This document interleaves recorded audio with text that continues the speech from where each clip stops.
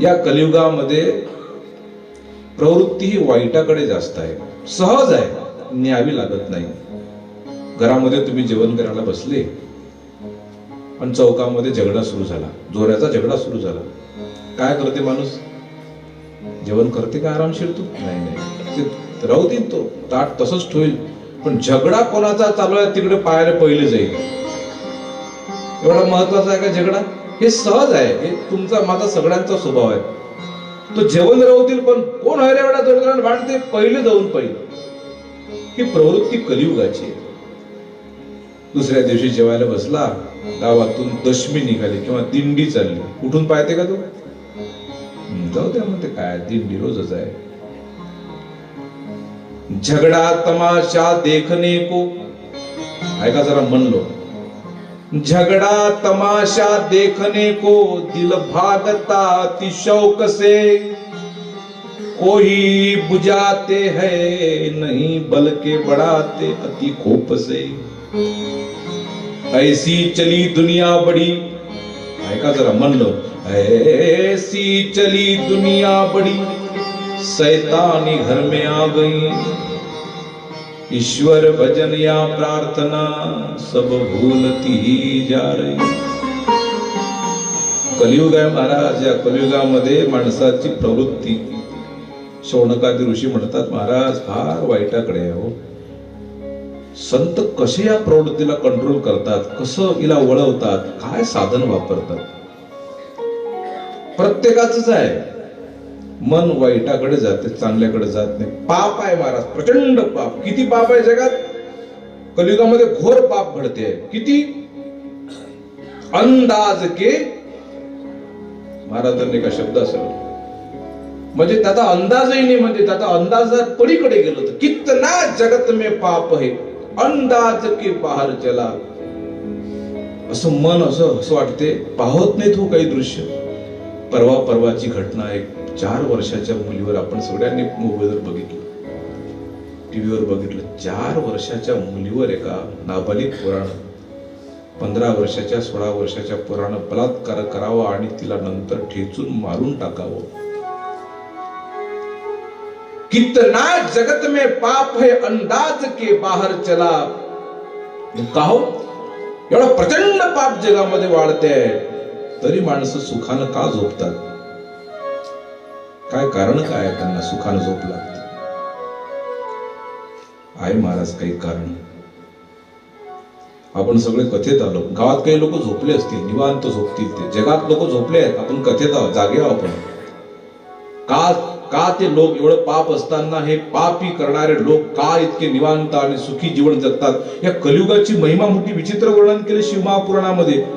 वाईट वागणारी माणसं सुखी आहेत आणि सत्यानं चालणारे दुःखी आहेत.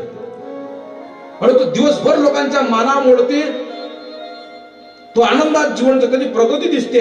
आणि जो सत्यानं जीवन जगतोय, एका गोष्टीचा विचार करतो, माझं प्रत्येक पाऊल हे इमानदारीचं असलं पाहिजे, त्याचं जीवन दुःखी आहे, त्रासून गेलाय तो. त्याला कधी कधी असं वाटायला लागतं की मी का करतो हे सगळं. परेशान झालाय. सत्य परेशान आहे कलियुगामध्ये, असत्य मौज मानते महाराज. हे चित्र आहे कलियुगाचं. हा भयंकर चित्र वर्णन केलं शिवमहापुराणामध्ये. माणसाचे मन महाराज हे राहून जातात हो, असं वाटायला लागते की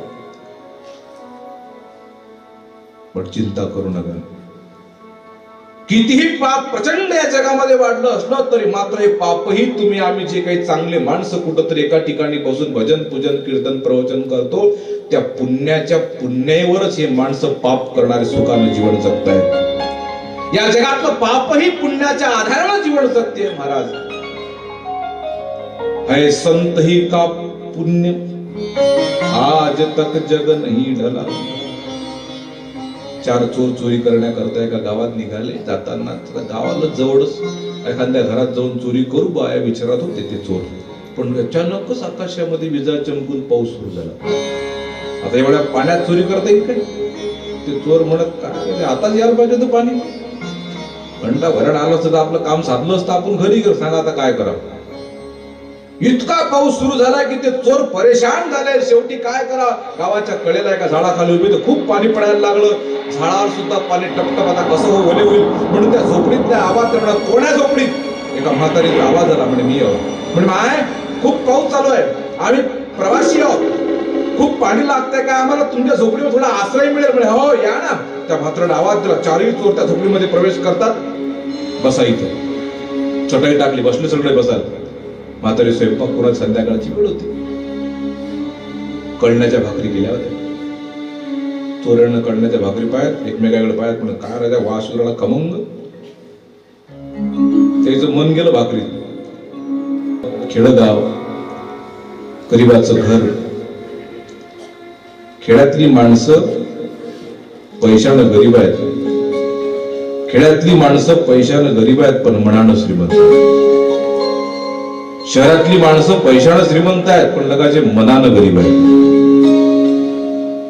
त्या भाकरीकडे पाहत ते चारही चोर. ते माय म्हणे बाबा आता आमच्या घरी आले तुमच्या सारख्या चांगले लोक योगायोगाने आले, एक काम करा, आता जेवणच करा. ते म्हणत नाही आई, नको नको नको, तुमच्याकडे स्वयंपाक कमी, दोघीच दिसतात.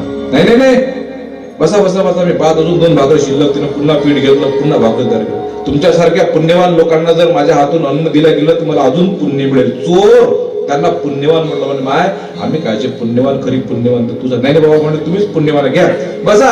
जेवायला वाटलं, वरून ठेचा टाकला, तेल टाकलं. चोर मस्त 2-2 भाकरी जेवले. बाप जन्मात अशी खमंग भाकर कधी पाहिली नाही. ती माय म्हणे बाबा आम्हाला काय भाग्यास तुमच्यासारख्या लोकांना जेवायला भेटलं. चोर होते पण टिळा लावला होता लंबा. चोर होते पण कपडे चांगले होते. तुम्हाला वाटतं चोर म्हणजे काय टिळे लावत नाहीत काय? सगळ्यात मोठा चोर टिळाच लावत असते पहिले. चांगला माणूस एखादा मागं पुढे होईल टिकताला आले पण चोर पहिले लावतो.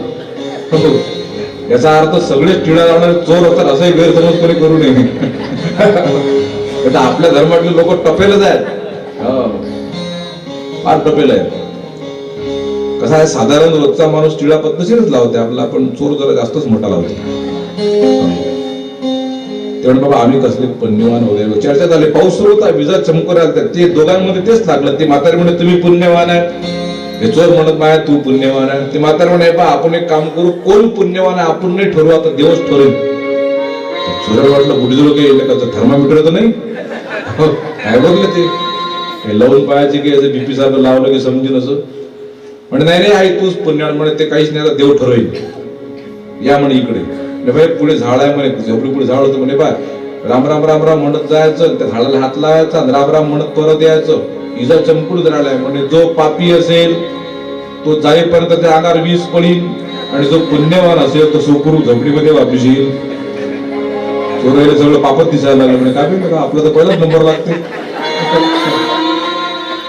ते काय बरं तेवढं तुझा पहिला नंबर, राम राम राम राम राम राम. पहिला चोर गेला, झाडाला हात लावला, पटकन हात बंद वापस, राम राम राम राम. जमलं, इज नाही पडली. तो म्हणे कदाचित आपण चोऱ्या खूप केल्या पण काही पुण्य असेल आपल्या पदरी. इज नाही पडली. दुसरा कदा राम राम राम राम राम राम राम राम राम राम. हात लावला, पुन्हा वापस राम राम राम राम. त्याने मुक्तीचा स्वाद घेतला. म्हणजे जमलं नाही, आपल्या अंगावर काहीच वीज नाही पडली, चमकली पण पडली नाही. नक्की आपणही काहीतरी पुण्य केला. तिसरा गेला, तोही परत आला, चौथाही गेला. आता कोणाचा नंबर आहे?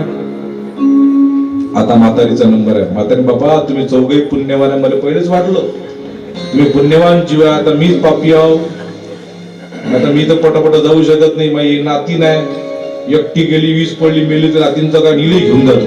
मरू तर दोघी मरू, जगू तर दोघी जगू. गेली म्हातारी, राम राम राम राम राम. हळूहळू गेली, झाडाला हात लावला, राम राम चालूच आहे. आता निघेल तोळ्यामध्ये अशी जोऱ्याने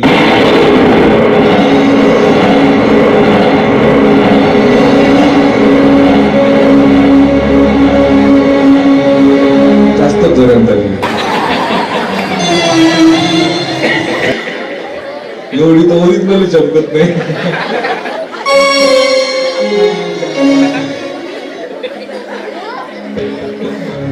लोक मेले ते मेले, मी मेलो ना.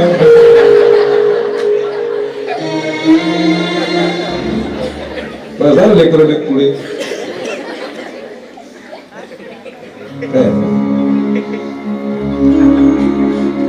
म्हाताऱ्याने निवाल हात लावला झाडाला आणि तिकून राम राम म्हणत पुन्हा निघाली. तेवढ्यामध्ये फार जोराने वीज कडाडली आणि ते कडाडलीच नाही, धार दिशा वीज पडली महाराज. पण म्हातारीच्या अंगाने झोपडीवर पडली, चारही चोर खलास झाले. जोपर्यंत पुण्य करणारी म्हातारी झोपडीत होती तोपर्यंत झोपडीवर वीज पडली नाही आणि पुण्य करणारी म्हातारी निघून गेली, चारही खलास झाले. अंदाज येतील या जगामध्ये पाप जे आहे महाराज ते पुण्याच्या आधारावर चालले महाराज.